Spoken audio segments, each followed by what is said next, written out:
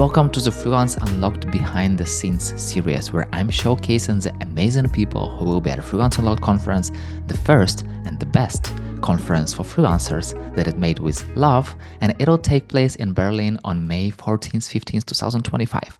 If you are a freelancer in Europe, it's an event made for you to learn, exchange experiences, and build your network of great freelancers and experts who move the freelance economy forward. So go to freelanceunlocked.com and grab your ticket right away. My name is Yuri. I'm a community builder at Freelance Unlocked, and my guest is Nicola Filzmoser, a market traction coach and consultant at Idea Launch Lab, who helps freelancers and founders test their ideas, gather real customer insights, and make smart decisions before investing too much time or money. So, hello, Nicola. Hi, Yuri. Thanks so much for having me. Excited to be with you here. Super happy to get to know you before the conference. Can't wait to meet you in real life. But before that, tell me, how are you connected with the freelance world? Well, I actually started in the startup world, which is not so much different in some aspects. You're on your own, basically. You're trying to get your customers on board. And I had a lot of experience there, and then also basically became a freelancer or a consultant, an individual consultant myself, supporting other companies, individuals as an individual. And that's where I also learned how there are a lot of overlapping techniques that I can share from my experience with freelancers. So you're told about startup world and freelance world. Yes, you kind of have to do everything, like wear so many hats all together. But what is the difference? What is the difference between startup world and freelance world? Well, I think it's the applications or the products, really. I mean, as a freelancer, you usually offer a service. A startup can go into very deep tech, very complicated technological innovations, which, I mean, there's no good or bad. Both is incredibly valuable. And I think the freelance world is really also supporting the startup world, to be honest, with a lot of relevant resources.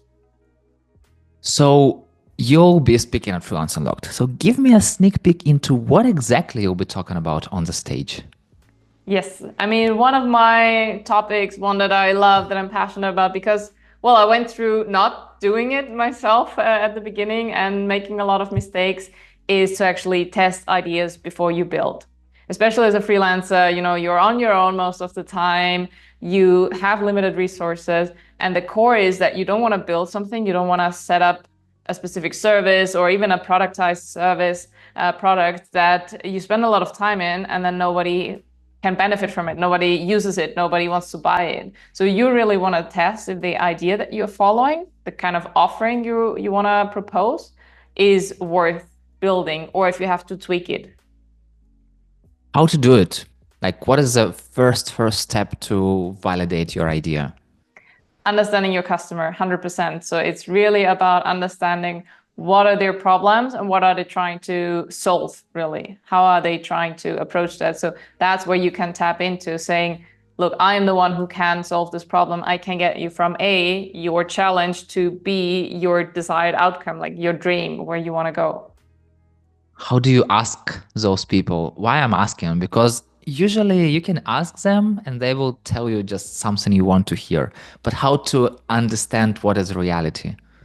Yes, I mean, one core technique I love to apply in customer interviews is asking about past experience. It's really, it gives you more validation in its facts. You know, if I ask you, how much did you pay for a freelancer to help you with your design last year, you can give me a number. If I ask you, what will you pay me? It's probably much lower than what you actually paid before. So really asking about completed experiences. From those you can learn and apply those insights to your own, exploration. What is the number one biggest mistake you see that freelancers and founders make while validating their ideas? Talking and thinking about features far too early. So it's really also in these conversations or in any tasks, it's promoting features. Look, I can offer you this and this and this. So it's a full list of an offering. But what we want to hear, and if you think about what you also, when you buy something, when you invest in a service, what you want is a specific outcome. You know, it doesn't matter how I do the design for you or how I consult you specifically. the goal is where you want to be. You want to be successful as a freelancer. You want to earn a specific amount of money. Okay, I can help you get there. How I help you get there? Of course, we can discuss that, but that's not what you should lead with. Am I hearing it correctly that you kind of should focus on one thing? You mean on one thing, or like one specific problem, or? One specific problem and one specific offer. I would suggest it really at the beginning. If you're really just starting off, I mean, you can always expand later. And I see that as a big fear that people don't want to limit themselves. But if you think about, I always like to give the example of, for example, social media or marketing. Like if I, as a freelancer or as an individual, I need to build my personal brand on Instagram, and I have two offers in front of me. One is a full-blown marketing agency that can do anything from website to whatever. They work with fantastic brands, great. The other one is an individual freelancer who works specifically with women freelancers on Instagram. Which one will I choose? Of course, at some point, this person might grow into this bigger agency, but initially I look for what specifically solves my unique problem. So start small, learn, adapt, and from there grow. I feel like that's one thing that freelancers are usually missing, because you told they don't want to limit themselves and they are kind of like offering everything to everyone. And but I feel like it's very controversial. You know, some people say that you have to be like kind of generalist. Some people say that you have to really like focus on one thing. But I totally get the example that you made. So let people do their own thinking after that. Yeah, I mean, So, I think something to add here maybe is, yes, work in a big market, where there are many opportunities, but start small with a very specific early adopter group. Then you can always go into the market. Don't focus on one small market, yes, but a big one where you start small.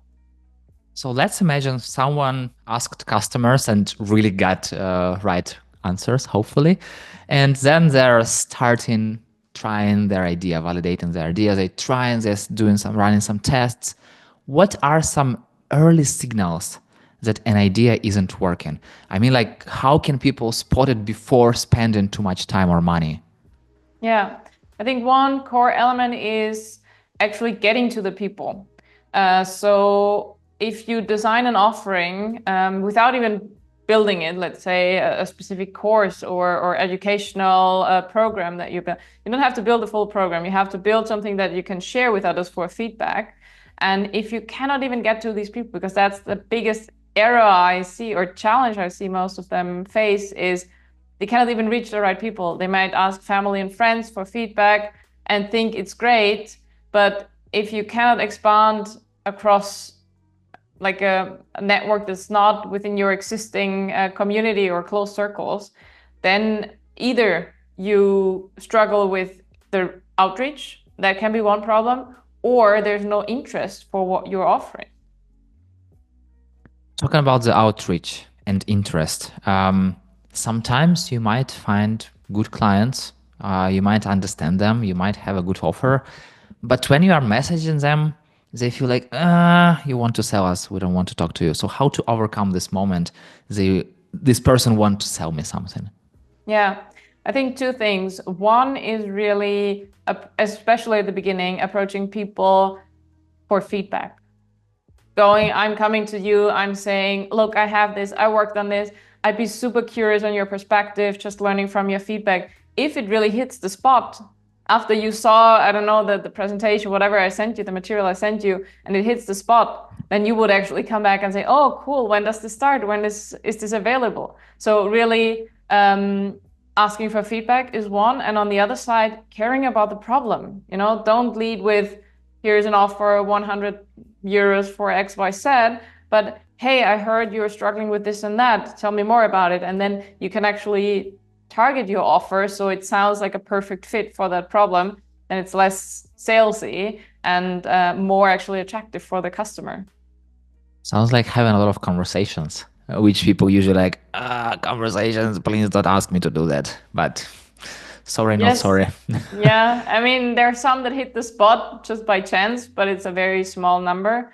The more you learn, the quicker you go out there. A lot of people work in isolation very long until they think it's good enough to share.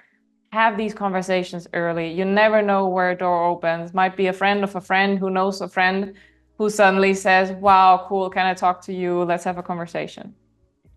How can freelancers balance client work and idea testing, especially having limited time and energy? Well, in the end, if you combine it well, client work is idea testing almost. Every project, you can learn from it. You can learn, why did this customer agree to work with me? With what conditions? You can try to ask for feedback at the end. What worked for you? What could have gone better? How can we continue working together? To gather those insights, every interaction almost is an experiment in itself. You know, people also want to be polite. They don't want to hurt other people's feelings. And everything, if everything is rather good, they will give you rather good feedback. But how to get real feedback? Well, I mean, I think it's about building trust, telling them why you need the real feedback is that you want to learn and adapt and improve, and not just, give me feedback and that's it. So give them some instructions of what value this feedback actually would have for you. And I would say dig deeper by asking why. Many, many times you will really get to the actual point of what they're trying to say. So I asked you about the first step to validate idea. It was talk to customers. So let's dive a little deeper. For someone who listens now, what is the smallest first step to take to understand and find their customers? I think really looking back at the problem. So most people are already working on a solution, an idea. So going a step back to the problem and defining who exactly has this problem. Often that's maybe more smaller groups, and start with the group that for which the problem is most urgent or most critical. Maybe it costs them the most amount of money or costs them a lot of time compared to others. So where is the problem the most relevant? And that's where you start. I mean, there are millions of tools out there, frameworks, how you can define a persona, define a target customer. I will certainly share more or some of those tools also at the conference, but I think it's really gaining a very deep understanding, who is this exact profile that I want to talk to. Then you can design the right questions and do the right outreach on LinkedIn, your networks, wherever it is. You know, I wish to have the sky is the limit, but time is the limit. So the final question, what is your quick take on the freelance economy and how it will develop in the near future? Well, I mean, we see a big shift in many industries. AI is coming, lots of changes and technologies. I think the strength I see in the freelance economy is really personal connection and, well, personal branding, more or less. So what is your personal value? What do you add? Is it a critical approach to things, really asking the right questions, working with your customers to uncover new insights rather than just, manually providing some kind of service. So you as the individual, you count as much as your offering does. So make sure you also, I'm not saying everybody has to be an influencer here or there on Instagram, wherever, but find your voice, find what makes you relevant to your customers.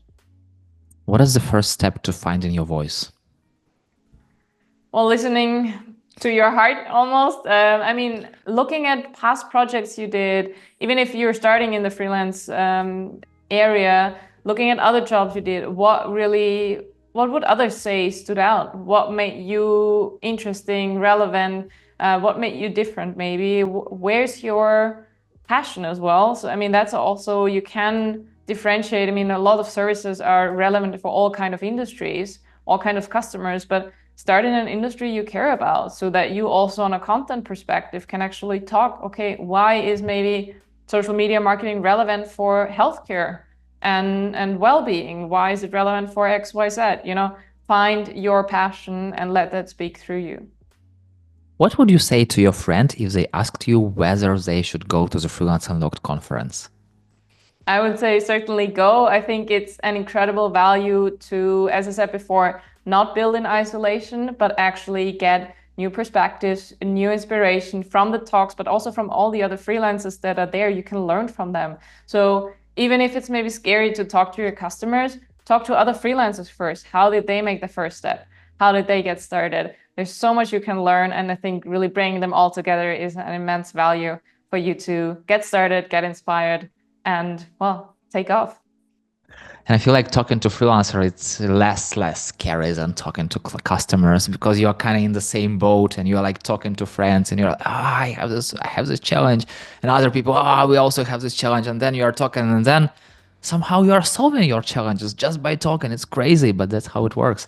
And I totally agree. And Nicola, you told me already so many things and ideas even before sharing all the details, all the things about your speech that you will talk. And I can't wait to meet you in real life, in person, and learn even more at the Freelance Unlocked Conference. So hope to see you there very soon.